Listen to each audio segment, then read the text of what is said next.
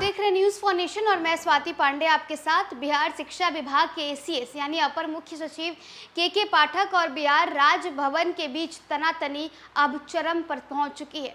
बिहार के उप मुख्यमंत्री सम्राट चौधरी और बिहार के शिक्षा मंत्री विजय चौधरी के हस्तक्षेप के बाद ये मामला थोड़ा बहुत शांत तो हो रहा था, लेकिन अब एक बार फिर से दोनों के बीच यानी राजभवन और के पाठक के बीच एक बार फिर से तनातनी देखने को मिला है। आपको बताया कि राजभवन ने अब सीधे के पाठक को ही तलब कर लिया है। हालांकि के पाठक और राजभवन के बीच तकरार जो है वो चरम पर पहुंच चुका है। आखिरकार राजभवन ने के पाठक को क्यों तलब किया है, पूरी खबर क्या है, आइए आपको बताते हैं। शिक्षा विभाग और राजभवन में तनातनी अब चरम पर पहुंचती दिख रही है। फिलहाल दोनों में ही टकराव कम होने के आसार नहीं दिख रहे हैं। इससे पहले शिक्षा विभाग ने 28 फरवरी को और फिर 9 मार्च को यूनिवर्सिटियों के कुलपतियों, कुलसचिवों और एग्जामिनेशन कंट्रोलर्स की तनख्वाह रोक दी थी। यहां तक कि यूनिवर्सिटियों के बैंक अकाउंट को भी फ्रीज करवा दिया गया था।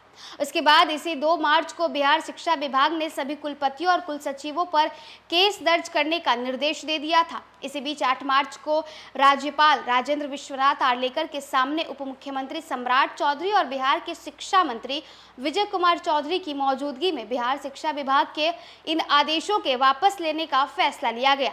हालांकि शिक्षा विभाग ने राजभवन को इस फैसले के बारे में कोई जानकारी नहीं दी। टकराव चरम पर पहुंचता दिख रहा है। बिहार में राजभवन ने शिक्षा विभाग के एसीएस के पाठक को ही तलब कर लिया है। राजभवन ने उनसे जवाब मांगा है कि 28 फरवरी वाले बिहार शिक्षा विभाग के आदेश को अब तक वापस लेने के बारे में क्यों नहीं बताया गया। राज्यपाल राजेंद्र विश्वनाथ आर्लेकर के प्रधान सचिव रॉबर्ट एल चोंगथू ने के पाठक को एक चिट्ठी लिखी है। इस चिट्ठी में लिखा गया है कि 8 मार्च को हुए फैसले के मुताबिक 28 फरवरी को बिहार की तरफ से विश्वविद्यालयों को भेजे गए खत को वापस लिया जाएगा, लेकिन राज्यपाल सचिवालय को इस बाबत कोई जानकारी नहीं दी गई है। चोंगथू ने खत में यह भी पूछा है कि उस निर्णय के आलोक में शिक्षा विभाग की ओर से क्या कार्रवाई की गई है। आपको बता दें कि राजभवन और शिक्षा विभाग में टकराव अब शुरू हुआ जब विश्वविद्यालयों में ज्वाइनिंग और वित्तीय गड़बड़ियों के आरोपों को लेकर सभी वीसी को तलब किया गया था। हालांकि इसी दौरान राजभवन ने आपत्ति जताई और इसे राज्यपाल के अधिकार उल्लंघन बताया गया।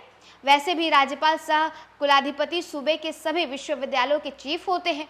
ऐसे में कुलपतियों को हटाना हो या फिर नियुक्ति करनी हो, ये फैसले राज्यपाल को लेने का ही अधिकार होता है। लेकिन फिर भी लगातार एक्शन मोड में नजर आते हैं। हम लगातार जो है अलग अलग जिलों के अलग अलग स्कूलों में पहुंच जाते हैं।